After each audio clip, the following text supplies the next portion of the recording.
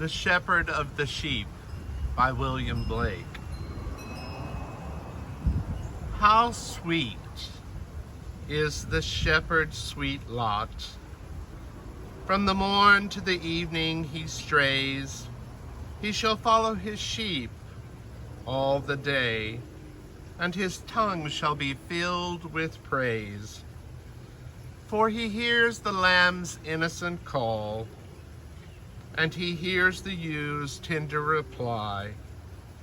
He is watchful while they are in peace, for they know their shepherd is nigh.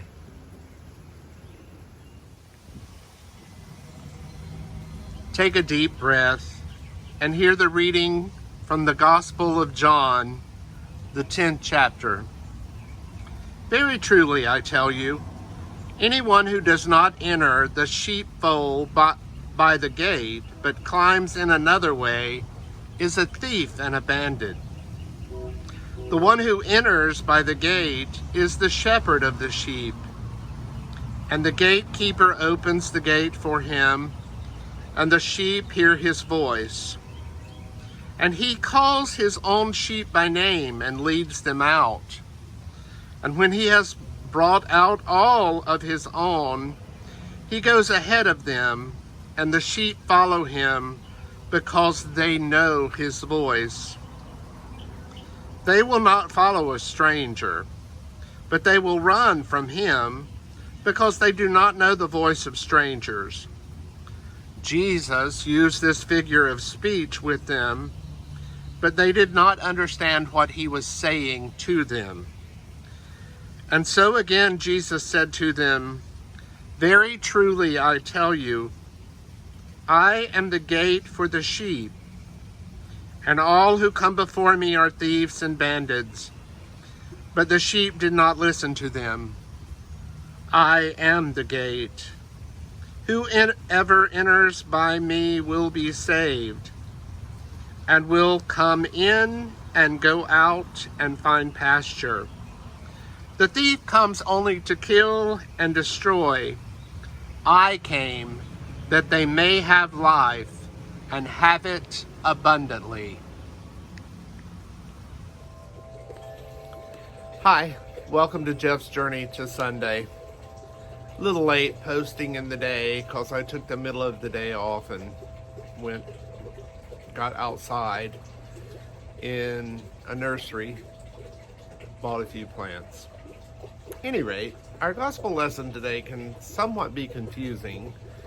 Who is Jesus? And he's speaking not in what John refers to as parables, but in some kind of figures of speech, which is symbolic. Is he the shepherd? Is he the gate? Who is he? It seems to be that the scripture is divided into two sections. The first section talks about the good leader versus those who are thieves and robbers. And it seems the author is saying that the good leader is the one who acts naturally in trust and care, the one who recognizes his followers and they recognize him. And it seems that the thieves and the robbers, those leaders who are out for something, are generally about pride, power, and purse.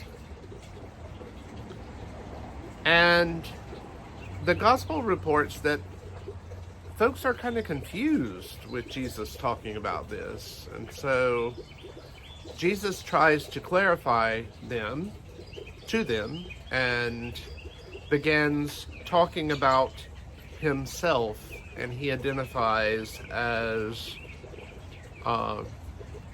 the gate, the way, and that we come to God through him, and we are given our salvation, and we're also given freedom.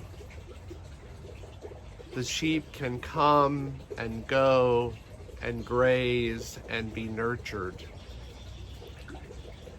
So Jesus is that way to God that is not controlling, but gives us freedom.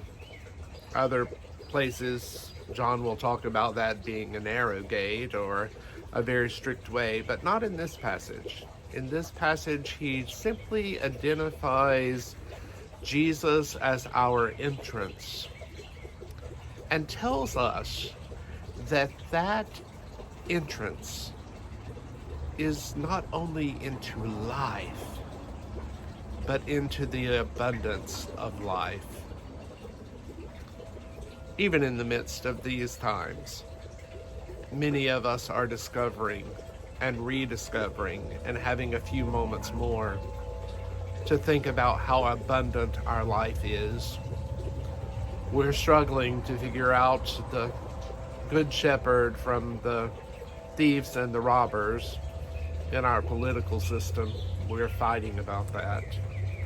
But it would seem that the measurement of that is that a good leader is one who trusts and knows, and that that good leader is always measured by the merits of Jesus the Christ, who comes to give life and life abundant. Glad to be with you. Thank you for joining me on my journey. We'll see you tomorrow.